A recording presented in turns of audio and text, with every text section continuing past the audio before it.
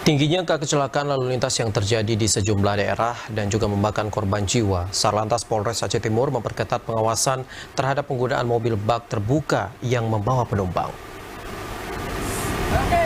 Satuan Polisi Lalu Lintas Polres Aceh Timur melakukan pengawasan dan juga teguran kepada sopir kendaraan bak terbuka yang mengangkut penumpang.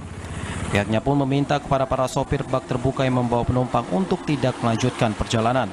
Hal ini dilakukan menyusul turunnya perintah dari Kabid Humas Polda Aceh beberapa waktu yang lalu.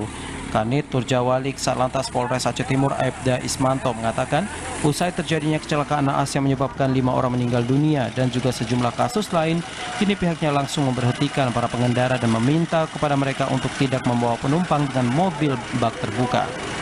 Selain itu, polisi juga melakukan penindakan terhadap mobil barang yang melebihi muatan yang dapat membahayakan pengguna jalan lain atau dirinya sendiri.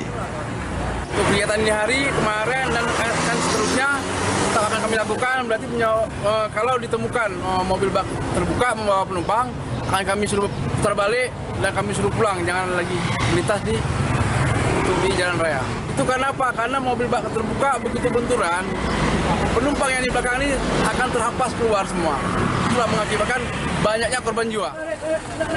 Dirinya juga mengimbau kepada masyarakat untuk mempergunakan kendaraan sesuai dengan kapasitas dan juga fungsinya.